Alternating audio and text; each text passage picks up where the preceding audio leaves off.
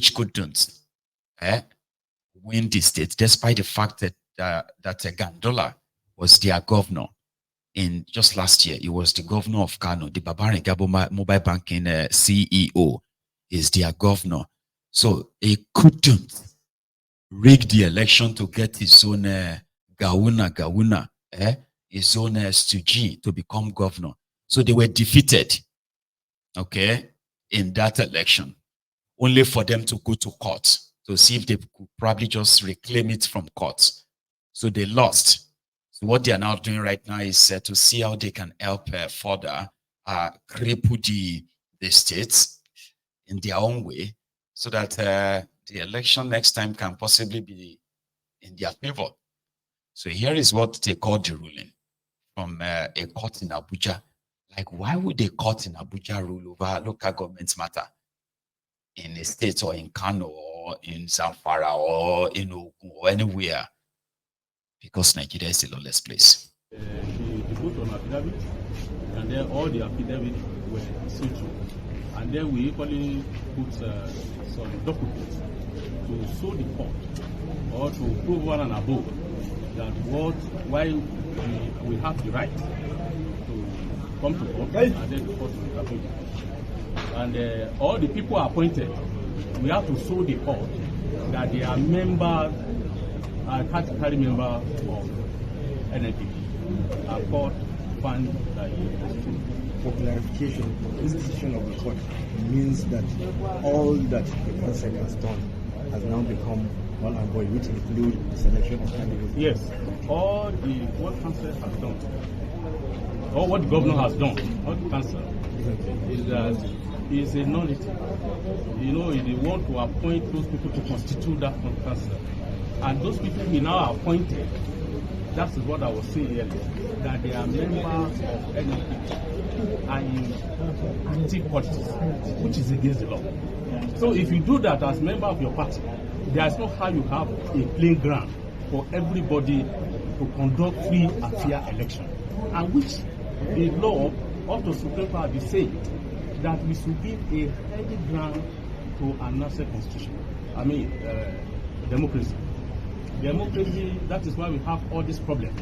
There is no how they will appoint this kind of people alone that at the end of the day will serve the interest of the people. They would rather serve the interest of their party or serve the interest of their party. Thank you very much. Thank you. You get that? So it's quite a good argument if you probably like want to be objective, okay? If it is true, when it comes to appointing electoral officers by the ruling party, they usually pick people who are loyal to them. Some of them can't carry members of their party. I mean, we've seen that in APC. It is wrong. But in Nigeria, that is abnormal, always somehow like normalized. So most of them always appoint people that will do their bidding. There's not going to be any elections. It's always going to be a selection. But the thing here is that the argument should have taken place in Kano. That court case should have happened in Kano, a Kano High Court. And if anybody is not happy with that, you go to the Kano Appeal Court in Kano. That's where the whole thing should have happened, not Abuja. But they know that the government in power in the state is like that of government in power at the national level. They control the judiciary because Nigeria judiciary is about cash and carry, the highest bidder. So that's why they went to Abuja. What they got in Abuja is called, like, it's more or less like an ex parte order too. It's like an order of a court. It's not a case per se. Just went to court and say, my lord, we want you to stop that. We want you to sack these people because we know that they are card-carrying members of the ruling party. And we know they will not be fair to all of us, all other parties participating.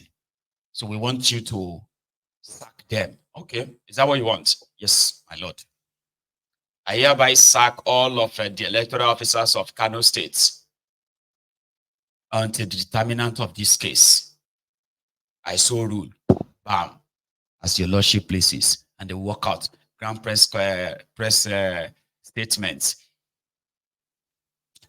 Kano hasn't really responded yet. Not like we have heard when they did the same thing to Fubara, immediately told them, like, you are just joking. You can chop the court order or your courts, whatever it is in Abuja, you can chop it to where the sun never really shines, okay? There will be an election. And he did, conducted his own selection. And like I said today, the rest is history. So illegality versus illegality, one must bend. We haven't heard from Kano yet. So the person with the power to choose who is going to be in charge of electoral body is always the state governor. So maybe when they change the law that stops the states from appointing the electoral officers, maybe they will stop appointing people who are loyal to them and their party. In Kano State, it was almost last minute that El Rufai succeeded in rigging Obasani as governor, though the two of them no longer talk to themselves anyway, right? But when they conducted their own local government elections last week, guess what? APC cleared everywhere. The same APC that struggled, like I'm talking about, they lost Kaduna presidential election, they lost Kaduna governorship election, but they succeeded in rigging that of governorship. Gandola didn't. He tried to get it back from court. He couldn't. So why would any court sit somewhere and say, okay, I'm sacking you? Even if you sack them and they pretend to obey it, they are still the ones that will appoint who is going to be the electoral officers in their states. It is not going to be done by anybody. It is still going to be done by the same people, the same party in charge. So the purpose is not really to get credible people to conduct the election. The purpose is to stop the election outrightly, to make sure that they do not have that election, local government election. And if they don't have the local government elections, right, then they can't have the local government allocation. Do you get it? Do you get the politics there? Buba Galadima is not happy. He's not happy with the judiciary too. The image of the judiciary has been painted in black light. And when the ordinary man loses hope in the judiciary, it means only chaos that can prevail. And when certain stratas of government or certain individuals decide to disobey court rules, then we are going into anarchy. Please, I'm saying this with all sense of responsibility, that the judiciary should sit up. By their oath of office, they are supposed to be neutral. They are supposed to give justice without fear or favor, even to their enemies and their parents and children alike. But what is happening in Nigeria is that the judiciary is no more the last hope of the common man, but it is the last hope of the strongest man, or the person with the deepest pocket. This is most unfortunate. Most unfortunate. I think something should be done very, very quickly to prop the image of the judiciary. That is one. Two, I want to say that it is not about this ruling of yesterday. The Kano Independent Electoral Commission had gone to court on the 24th of September and filed an ex parte motion, which they addressed the court. And the respondents were all the remaining 19 political parties that either them or their agents should do anything to tamper with the preparations or the conduct of the local government elections in Kano. And Justice Sanusi Adomaji of Court 5 Kano gave an ex parte order stopping or preventing anybody, including the security agencies, from tampering or interfering in the conduct of the said election, and fixed a date or notice for all the parties to appear before him, which they appeared, and he's going to give a judgment tomorrow. Kano High Court. Justice Amebode or Amobade, as you know, is one of the most controversial judges in this country. You know his role during the Kano Emirship tussle. Himself and Justice, I don't know, what do you call him? One of the justices of the Kano High Court who has been promoted to the Court of Appeal. We know their role. This is our country, Nigeria. I'm saddened and feel like shedding tears. This judge was transferred out of Kano last month by the president, by the chief judge of the Federal High Court. And yet, APC bigwigs prevailed on the chief judge and returned the same man to Kano to do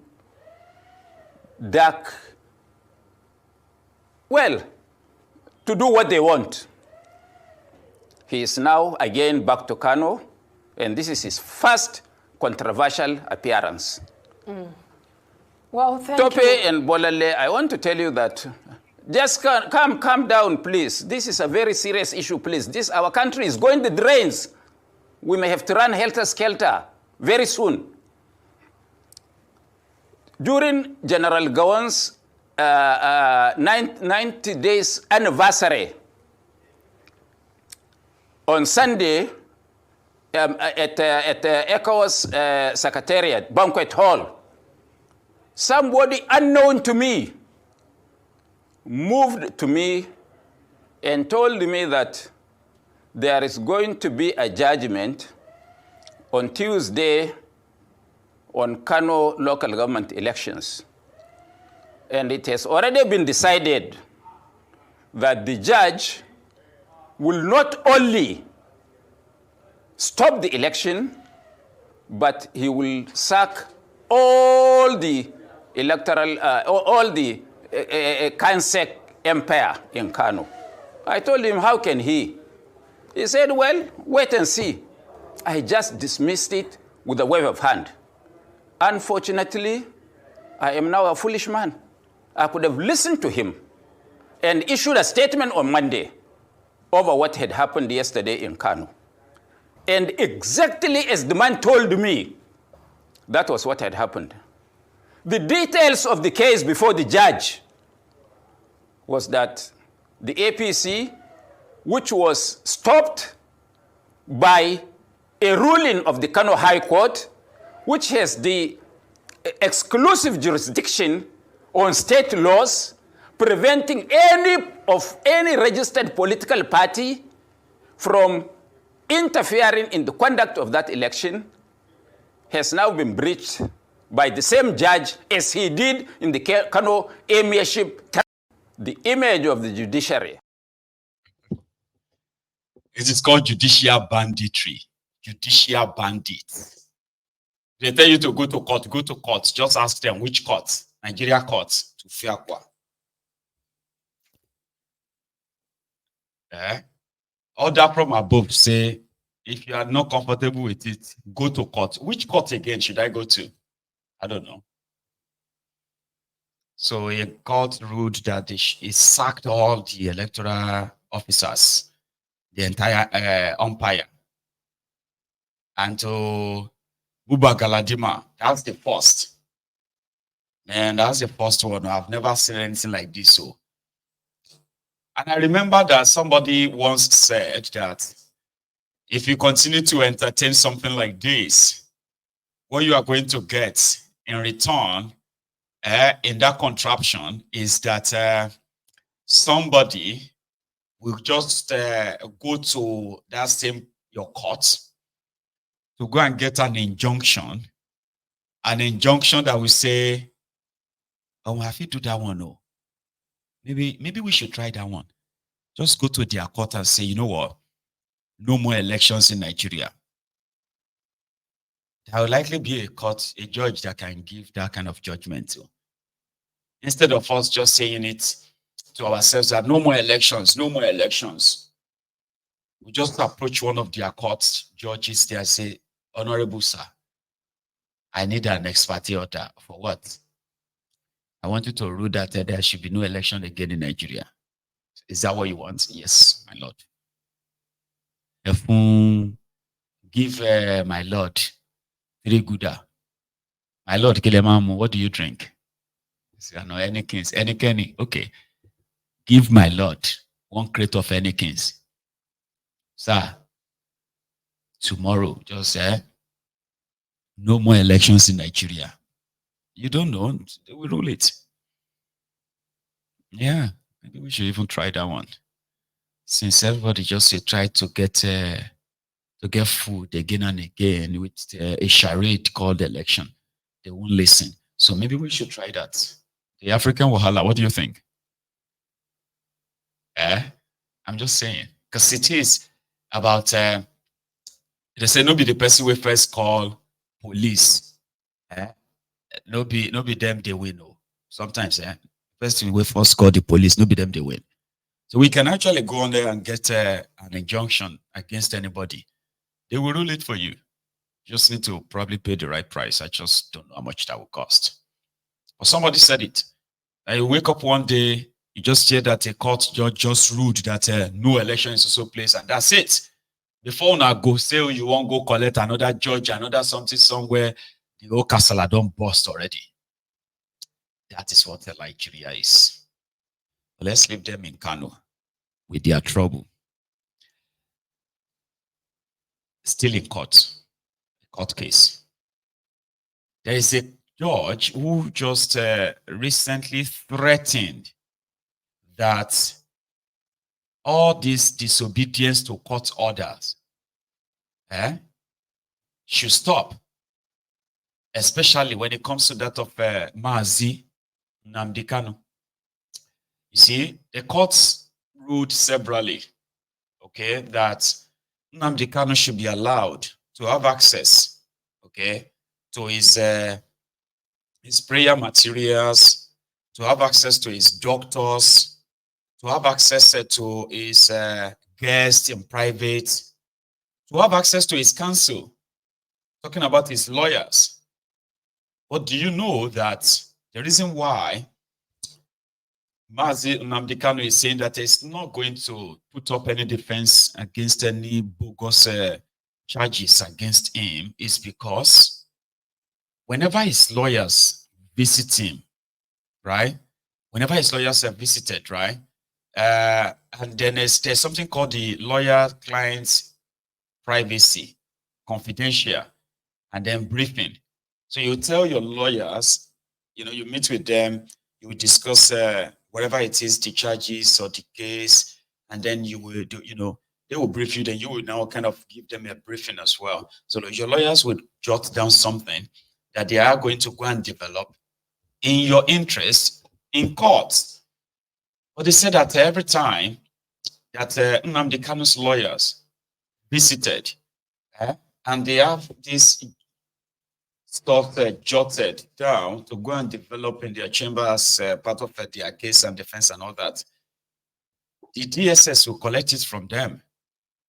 Not only that, DSS turned on the camera to monitor their conversation and record their conversations. They always collect any material that the lawyer might be working out with. So this has been the case for more than 2 years now. So, and they've complained repeatedly to a judge. So a judge now threatened that he was going to jail the DSS director, anyway, if they don't stop that behavior, there's somebody who is in your custody, they still have the right to speak to their lawyers. Yeah? This is like unbelievable. Well, this was last week. This week, one of the lawyers that usually visit Mazi Nnamdi Kanu in the DSS detention was prevented from seeing him by the DSS. So which means DSS they don't give a damn about any judge or any court or whatever. To them, Nnamdi Kanu is a cash cow. Do you know that it costs Nigeria 500, is ridiculous. Oh, it costs Nigeria 500 million naira every time they have to bring Nnamdi Kanu from their detention, from their own place to the court and return him back to their detention. Because Nnamdi Kanu is the most expensive detainee of the Nigeria DSS.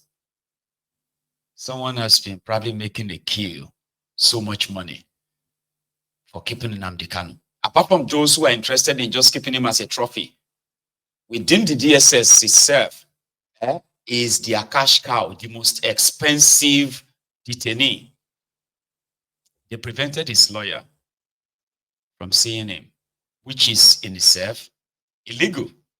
But today, being Monday, 23rd, being Wednesday, 23rd day of October, we went to see him. The last one went there. The last one went there. They allowed us inside at the receptionist and at the reception and asked us to park outside. But today, they outrightly rejected us from coming inside. They mounted their people at the gate, and the instruction is that none of Nnamdi Kanu's lawyer should be allowed to come inside. So not even to see him. So the reason for that, I don't know. I don't know whether Nnamdi Kanu is still alive. I don't know whether he's still with them. I don't know where they have taken him to. Tomorrow, being 24th day of September, will make it complete 1 month. Because I saw him last. Tomorrow, being 24th day of October, will make it 1 month. Because I saw him last on September 24th. Since that, when he came to court last, since that time up to now, no communication whatsoever.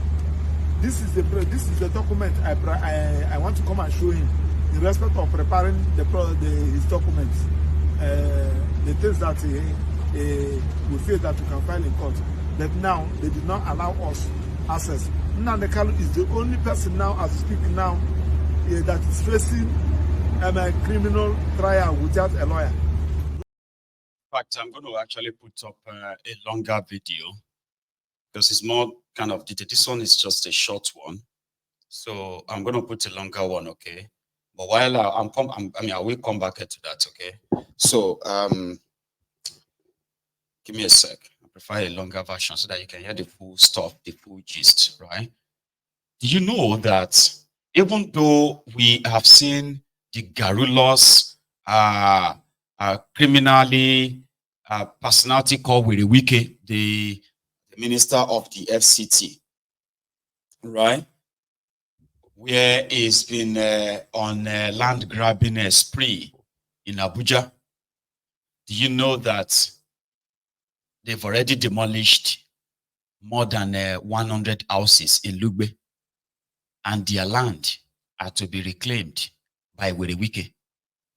So the victims cried out. I'll use them as an intermediary here now, and we'll come back to the Mazi story. Listen. We saw development control. They came here, and the next thing, they started removing houses. There was no prior notice. They didn't tell us anything. All we heard was that the minister was interested in the place. That was the only thing they told us. And that they said they should remove anything that is existing there. And we have a layout here, which the same director of development control signed approvals on. So I don't know why they are doing that. They did it in Centenary City, and for 14 years now, we have been going for relocation. Up till now, we have not gotten. But if they are interested in a layout, they do it within 1 month. Within 1 month, they do it. So up till now, we have not gotten replacement from Centenary City till today. Now they came here on Wednesday. They said they were sent on Wednesday. They marked few houses on Wednesday. And the next day they came with machine to come and remove. Normally they give us notices. First, second, third notice. None was given. Okay, tell us what the reason why you are removing the properties. They don't want to tell us. So they came here with policemen firing tear gas, and even the police people refused to listen to us when we were calling on them at least to interview us. Let us know what exactly has happened. Yes. They were shooting tear gas. Even a civil defense guy cocked gun on me, that was going to shoot me. And they came with yes. Okay, were you, is it that you were unable to go through the proper channel before you get your planner? We went through proper channel. If you go to the pages today, you see the layout there. What they do is that they intimidate us by telling us it's AMAC land. AMAC is arm of government. Most of these Maitama properties you see today, they were all AMAC that allocated them. Yes. So I don't know why they